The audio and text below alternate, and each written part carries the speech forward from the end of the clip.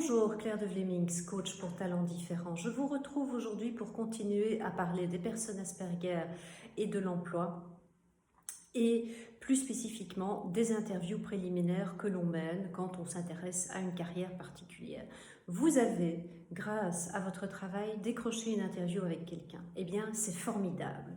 Alors, est-ce que tout est terminé? Ben non, malheureusement, tout n'est pas encore terminé. Il y a encore du travail à faire. Parce que cette interview, vous allez avoir besoin de la gérer et vous allez également avoir besoin de gérer vos problèmes d'interaction sociale et vos hypersensibilités. Et cette interview, la raison pour laquelle vous allez avoir besoin de la gérer, c'est que c'est vous qui l'avez demandé, donc c'est vous qui allez la conduire. Donc vous avez besoin d'apprendre à gérer l'interview. Et là, je vais vous donner toute une série de conseils pratiques et puis je vais vous expliquer comment se déroule l'interview pour que ce ne soit pas une surprise au moment où les choses se passent. Les conseils pratiques tout d'abord. Vous allez prendre différentes choses avec vous pour le jour de l'interview. Vous allez prendre un carnet de notes et un stylo, vos questions, quelques copies de votre CV, éventuellement quelques cartes de visite. On peut se faire des cartes de visite pas trop chères sur des sites web comme Vistaprint et ça fait beaucoup plus professionnel. Vous allez également prendre le numéro de téléphone de la personne que vous allez aller voir au cas où vous auriez un retard dû à des problèmes de transport, pas à un problème d'organisation.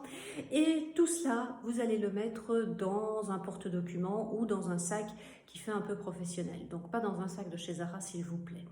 Ensuite, vous allez planifier votre trajet, parce que ça, c'est source de stress. Choisissez le trajet qui est le plus confortable pour vous. Si c'est plus confortable d'aller en voiture, allez-y en voiture, ne prenez pas les transports en commun. Si vous y allez en voiture, où allez-vous garer votre véhicule? Avez-vous de l'essence dans la voiture? Programmez votre GPS. Si vous allez avec les transports en commun, quel métro, tram, train ou bus allez-vous prendre? Quels sont les horaires? Assurez-vous d'arriver sur place environ 15 minutes avant l'heure de votre réunion.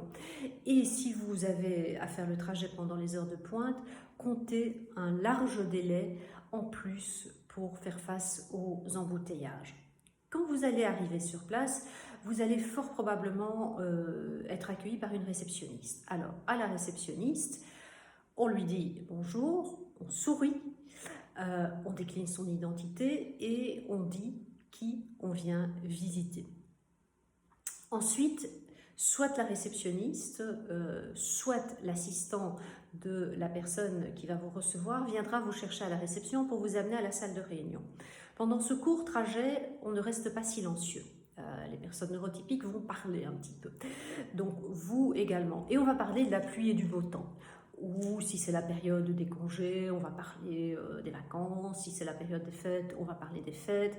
Mais vraiment des choses extrêmement banales. Je sais que c'est un peu compliqué, donc vous avez peut-être besoin de pratiquer cela.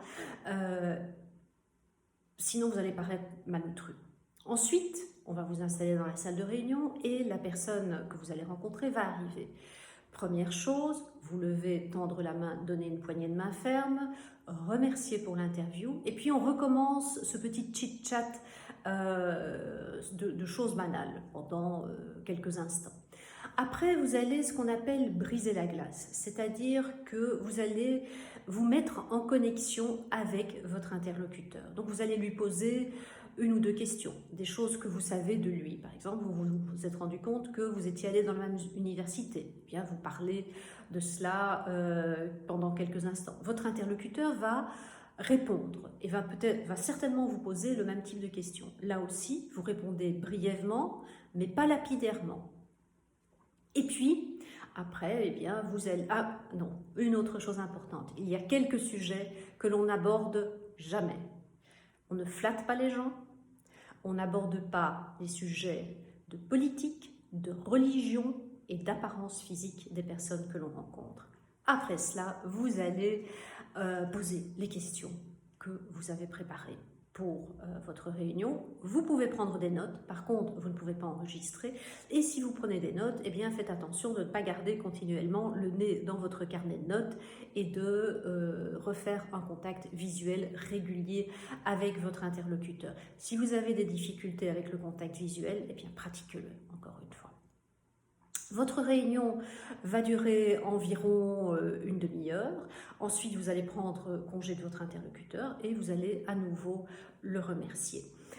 Quand vous rentrez chez vous, dans les 48 heures, vous envoyez un mail à votre interlocuteur pour le ou la remercier encore une fois pour vous avoir accueilli. Si il vous a donné des références d'autres personnes, vous l'assurez que vous allez contacter ces autres personnes et vous allez le faire, sinon vous n'allez pas avoir l'air professionnel.